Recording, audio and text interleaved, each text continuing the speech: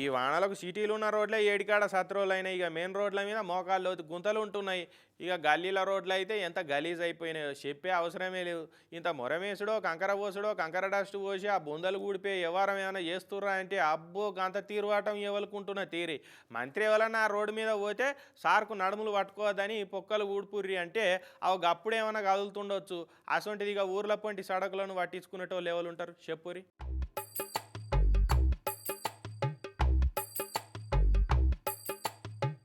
ఇక్కడ రోడ్డు ఉండాలి ఎవరికన్నా దొరికిందా, ఇక్కడ రోడ్డు ఉండాలి ఎవరికన్నా దొరికిందా అని రోడ్డు మిస్ అయిందని కనబడ్డోళ్ళను అడుక్కుంటూ తిరుగుతున్నారు మహబూబాద్ జిల్లా గూడూరు జనాలు.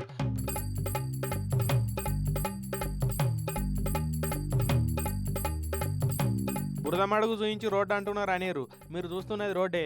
ఈ రోడ్డు అనే బురదమడుగులకెళ్ళే జనాలు రాకపోకలు చేస్తున్నారు. బస్సులు తిరిగే రోడ్డే కాదు బస్టాండ్ కూడా చూడురు ఎట్లున్నదో.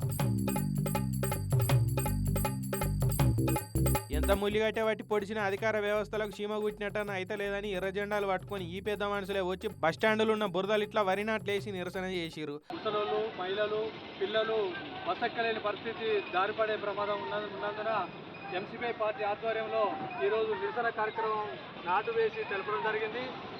వెంటనే సంబంధిత అధికారులు స్పందించి సీసీ ఏర్పాటు చేయాలని ఈ సందర్భంగా డిమాండ్ చేస్తున్నాం. కొత్త బట్టలు వేసుకొని ఊర్లోకి పోదామని బస్టాండ్కి వస్తే ఎంబడి పీరికెడు సరుపు ఓ బట్టల సరుపు తెచ్చుకుంటే నయం. లేదంటే పాత బట్టలు వేసుకొని వచ్చి సుట్టపోలు ఇంటికి పోయినాక కొత్త బట్టలు వేసుకుంటే ఇంకా బెటరు. ఇక గూడూరు బస్టాండ్ నుంచి అయినా బయట సడక్ మీద ఏడన్నా నడిచినా కూడా చెప్పులు వేసుకొని కాదు చెప్పులు చేత పట్టుకొని నడవాల్సి ఉంటుంది. ఇక ఇవన్నీ తగు జాగ్రత్తలు తీసుకున్నాకనే బయటకు రారి అన్నట్టు బండ్లకు మనుషులకు కూడా ఇన్సూరెన్సులు పక్కా చేయించుకోరి.